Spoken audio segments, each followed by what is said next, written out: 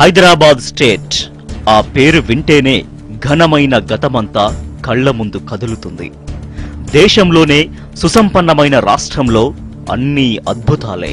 ప్రపంచంలోనే ధనవంతులైన నిజాంల హయాంలో ప్రతిదీ ప్రత్యేకమే. నిజానికి అదో దేశం.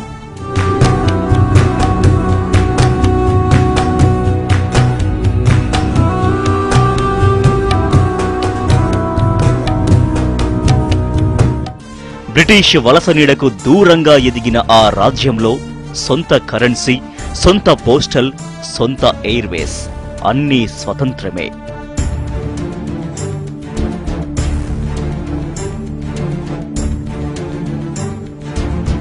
వీటికి తోడు మరో అరుదైన ఖ్యాతిని కూడా నిజాం స్టేట్ సొంతం చేసుకుంది.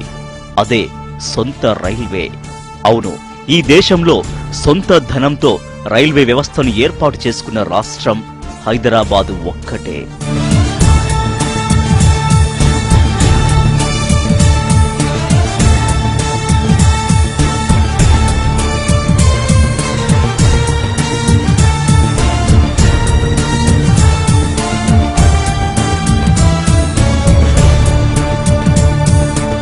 హైదరాబాద్ స్టేట్ రైల్వేది 143 ఏండ్ల ఘన చరిత. స్వతంత్రానికి ముందు భారతదేశంలో ఉన్నదంతా బ్రిటిష్ రైల్వేనే. దాని పేరు గ్రేట్ ఇండియన్ పెనిన్సులా రైల్వే. కానీ ఒక్క హైదరాబాద్ రాష్ట్రంలో మాత్రం బ్రిటిష్ వాళ్లకు సంబంధం లేని సొంత రైల్వే. అదే నిజాం స్టేట్ రైల్వే. 1870లో పురుడు పోసుకున్నది ఆ సంస్థ.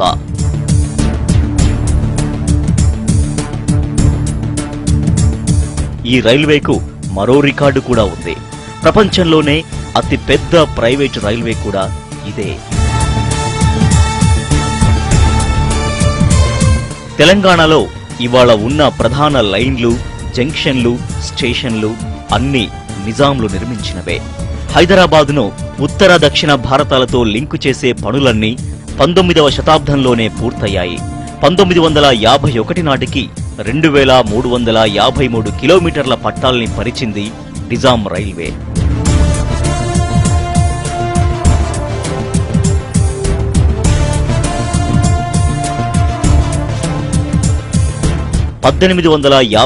తర్వాత బ్రిటిష్ వాళ్లు హైదరాబాదును కలుపుతూ గ్రేట్ ఇండియన్ రైల్వేను వేయాలని ప్రతిపాదించారు.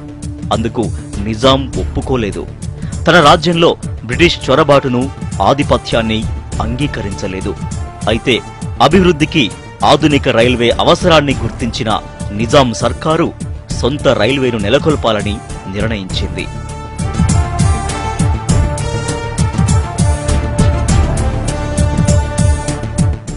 ఈ దేశ గొప్ప పాలకుల్లో ఒకడైన సాలార్జంగ్ నిజాం రైల్వేకు ప్రాణం పోశాడు. లండన్ మనీ మార్కెట్ నుంచి నేరుగా లోన్ తీసుకున్నారు. 6% గ్యారంటీ ఇచ్చి మరీ మూలధనాన్ని సేకరించారు. ఇండియన్ రూలర్స్ తో సంబంధం లేకుండా డైరెక్ట్గా లండన్ మనీ మార్కెట్ కు వెళ్లడం ఆ రోజుల్లో పెద్ద సంచలనం.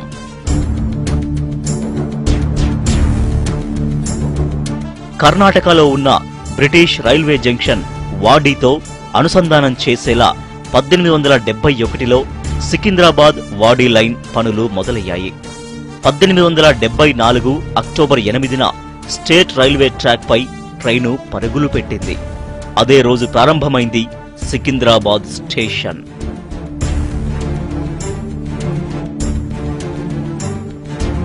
కీలకమైన హైదరాబాద్, కాజీపేట, బెజవాడ లైన్ కూడా 1891 నాటికే రెడీ అయింది. దాంతో మద్రాసు రాష్ట్రంతో నిజాం స్టేట్కు దగ్గరి దారి కలిసింది. బొగ్గు రవాణా కోసం నల్ల బంగారు లోకం, సింగరేణి పుట్టినిల్లు ఇల్లందుకు కూడా అప్పట్లోనే ట్రాక్ వేశారు. 1891 నాటికి నిజాం స్టేట్ రైల్వే వేసిన బ్రాడ్ గేజ్ లైన్ 467 మైళ్లు. 1901 వచ్చేసరికి 391 మైళ్ల మీటర్ గేజ్ లైన్స్ ను నిర్మించారు. 1884లో నిజాం గ్యారంటెడ్ స్టేట్ రైల్వే కంపెనీగా రూపాంతరం చెందింది ఈ సంస్థ. తిరిగి 1930లో పూర్తిగా హైదరాబాద్ స్టేట్ కంట్రోల్లోకి వచ్చింది. నిజాం స్టేట్ రైల్వేకు అనుబంధంగా మరో సంస్థ ఉండేది. అదే గోదావరి వ్యాలీ రైల్వే. మహారాష్ట్రలోని మన్మాడ్తో లింకు చేసే ఈ ప్రధాన లైన్ 1897లో మంజూరైంది.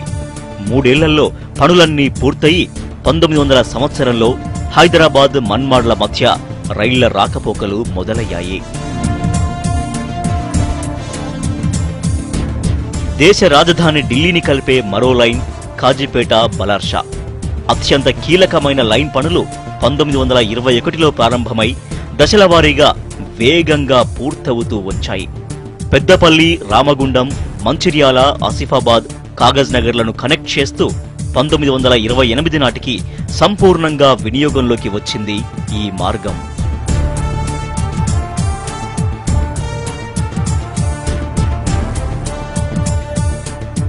సికింద్రాబాద్ గద్వాల్ లైన్ 117 మైళ్ల ఈ లైన్ 1914లో ప్రారంభమై 1916 నాటికే ఉపయోగంలోకి వచ్చింది. కారేపల్లి కొత్తగూడెం లైన్ 1925 నాటికి పనిచేయడం ప్రారంభించింది. ముద్ఖేడ్ ఆదిలాబాద్ లైన్ 1931లో వాడుకలోకి వచ్చింది.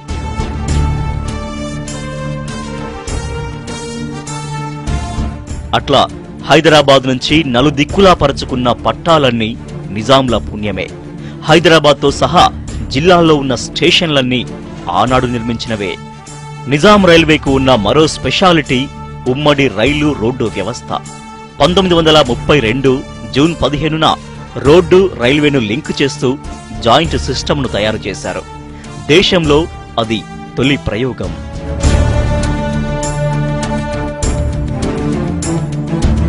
1930లోనే మిచెల్ కార్కిక్ కమిటీ దేశంలో రోడ్డు రైలు రవాణా వ్యవస్థల్ని ఒకే సంస్థ నియంత్రణలో ఉంచాలని సిఫారసు చేస్తూ నివేదిక ఇచ్చింది.